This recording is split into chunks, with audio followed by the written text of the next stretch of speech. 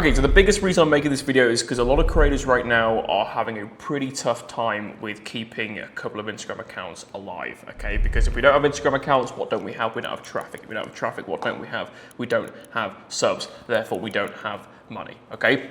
So it's such an important thing to get right.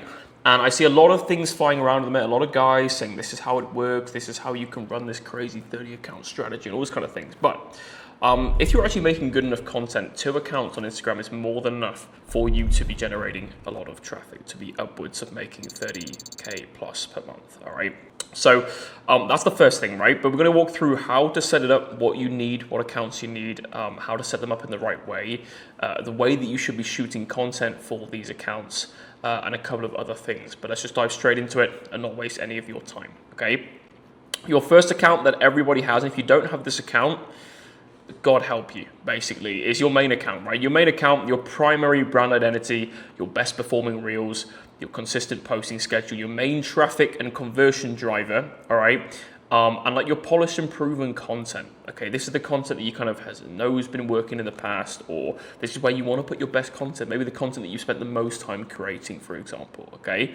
This role of this account is to push the majority of the traffic, but also it's kind of it can also act as your way to, for example, get collabs if it's your account with the most followers, all right? Finding creators of similar size, maybe even a little bit bigger than you. You know, if you've got 10K followers, you're going to struggle to get a collabs with people with 200K followers. But if you've got this main account driving 100K followers right now, then you're going to have a better time doing so. And then that leads me on to your second account then, which is your backup account. But you might be thinking, Tom, this is fucking simple stuff, right? Easy, simple stuff. But it has to be set up in the right way. Now, this account must be created and it must be within the same account center on your Instagram, okay? So when you go to your settings, you go to your account center, these accounts must appear in the same section, okay? The reason behind this is because Instagram, categorically, in the guidelines, want 1 account per human and a maximum stretch to a backup account.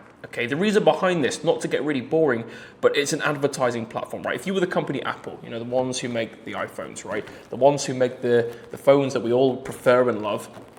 If you were that company and you were spending $1 million a month on adverts, right? On adverts for your new product that you're releasing, the new iPhone, right, for example. And you found out that actually $200,000 of that was being spent on adverts that were going to duplicate accounts. And even bots, right? So fake accounts or multiple accounts of one person.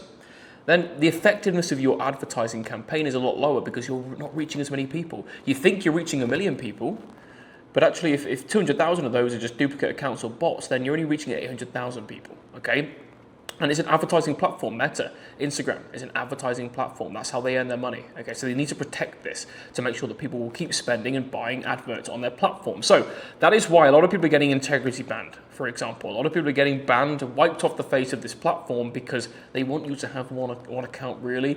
But this system within the same account center, you can get away with 2 accounts. And we've not had any examples of a ban in this setup. Okay.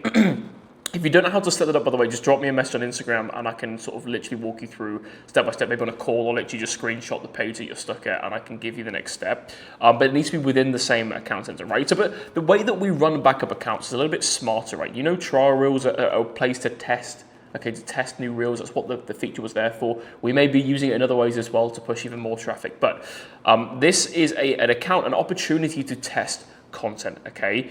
Test new ideas, maybe some riskier ideas, for example. Okay, behind the scenes or niche content, test new real concepts completely. Build a second audience asset. If your main goes down for certain reasons why your backup will still be alive as well. So it's another opportunity to build another audience. Obviously, if you're doing some crazy stuff on your main account, they could just wipe both of them out, all right? So it's not a bulletproof system because Meta don't want you to have any more than 1 account anyway. But it's the way to have 2 accounts running. As long as your content is compliant and your content is branded in the right way, a real influencer branding, which is what we coach, then you'll be absolutely fine. Okay, continuity if the main account is restricted. If you maybe got a little bit of a shadow ban on this one and you have another account to go, or vice versa, okay, you've always got 2 accounts driving traffic, 2 accounts growing, 2 opportunities to test content, okay?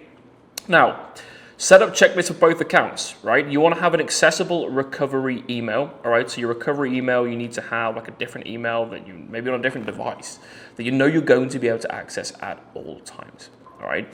Then your next thing is a strong, unique password. Tom, I already know how to set a password. You probably do, but I just thought I'd say it anyway, just because. You then want to use Authenticator app two-factor authentication. The amount of creators that have come to me like, Tom, I don't know my password, or someone's trying to hack into my account. It happens, okay? Especially if you're building a lot of momentum. You know, your account is an asset that people want to come after, okay? Because it's an opportunity for them to make a lot of money. So 2FA needs to be on, as well as that backup code and save security. So you've got password protected, phone protected with the phone code or email code. You've got your Authenticator app on as well, and you've got your backup codes. Okay, these are really, really important to make sure that you can always get access of your accounts back. Maybe you're with an agency that have tried to do something bad to your accounts and you need to get access quickly. Well, the people with the most protection on their account are the ones that are going to be able to do this in a secure and safe way. Okay. Again, review the login devices regularly. Make sure there's not too many accounts logging into this. You know, if you're giving your account to an agency or maybe you're getting hacked, you can always see on your settings the devices that are logged in. We call them sessions, login sessions. So you can always see the devices that are logged in, and you want to kind of try and limit this to 2. There should be no more than 1 active device posting on your accounts. Okay, so if you're posting and your manager's posting, for example, that is a risk because you're making active actions on the app by posting within that 24-hour window, and your account could definitely get integrity banned. Another bit of advice there. And then check your account status often. We check our account statuses at least weekly if nothing's happened, but if we notice some views are declining, then we'll check them anyway, okay? How do we then get the content going, all right? We plan the content, we edit and post it, we're testing new ideas with this backup account strategy, we're analyzing data across both. We might post a very similar reel to both accounts, okay? How are they acting across the accounts? And we're scaling winners. Now, this is obviously like a very, very simple content flow that we're running here, but this is what we run with every creator we work with, and this is what we run, for example, my own content, okay? Now, the way we scale winners, if something has worked, okay, and when something has worked, I'm talking viral, at least 10x the amount of views as your baseline level of views. Let's say most of your reels get 10K views, right? Viral is 100K views out of those, all right? So we're gonna take that reel and we're gonna basically, when we find something that works, you're gonna take that sponge and we're gonna wring it dry. All right? I want everything out of that opportunity. And what do I mean by that? And how do we do that? Is we're gonna take that reel and we're gonna record it in as many ways as we can, all right? So there's 2 pieces of advice here. First of all, when you're recording that reel, use as many devices as you can. If you've got 2 phones, record that same reel with 2 phones. You've got 2 individual pieces of content here. If you have 5 phones, even better. It's going to have a fucking tough time starting the recordings, but hey, you're going to be able to get 5 pieces of content individually with that way of filming. But another way, okay, is are we changing the outfit but doing the exact same actions, different outfit? And the third way there is to obviously change the location, same outfit as well. The amount of variations you can get with that. When something works, we look to get at least 50 versions of it over the next week or 2. Because when we find something that works, we want to make the most of that opportunity. Okay, so it's really important that we do. And then the final thing I wanted to run through on this is how to reduce your account risk. Okay, how to reduce the chance of getting shadow banned, how to reduce the chance of a ban, and how to actually increase the chance of having a momentum period, which is where you're going to be able to grow followers, move forward and earn a lot more money in a short period of time. First of all, avoid spammy behavior. Okay, if you're mass sending DMs from your account, if you are spam posting within the same 10 minutes, for example, you know, posting every minute, if you are spam liking posts because you're trying to run an engagement session on your account, you're trying to make it look like you're a real person, that is not doing that. Okay, spamming actions of any kind on the platform is the fastest way to get your account banned. Avoid fake engagement, which is what I went through there, but also don't buy followers, don't buy likes, don't buy views. Okay, it's not worth it. Your account will basically be dead at that point. And then you'll be the one having to go and delete these 10,000 followers that you bought. And then even after you've done that, even after you've cleaned out your account, it just never turns back to normal. The amount of time it takes for you to then regain trust with the platform is crazy. Okay, so it's not worth it at all. Don't make the backup a dead clone, okay? Keep things different. Use a slightly different name. Use a different profile picture.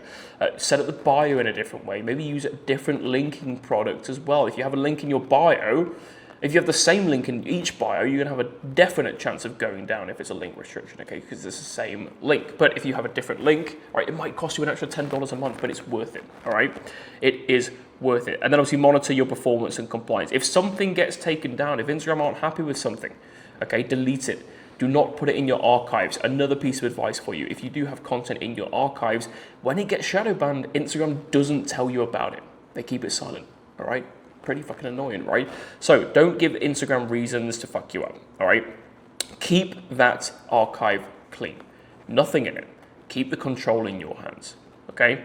And that is pretty much all that I wanted to run through. Like, I know there's probably a lot more, maybe there's some questions you had, but this is the system that we're running with every creator, at least. So there's more stuff to this, but I wanted to give you the sort of core foundation that you need as a creator to be successful, to at least hit your 30K months from your social media. Okay, any specific questions on this, like, you can comment them below, but the fastest way to get an answer is to DM me on Instagram, like, really quickly.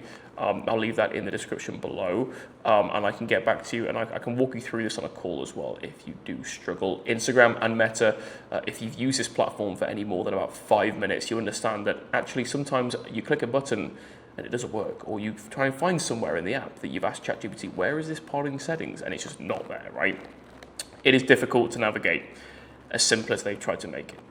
So, enough being said, I'll catch you next one.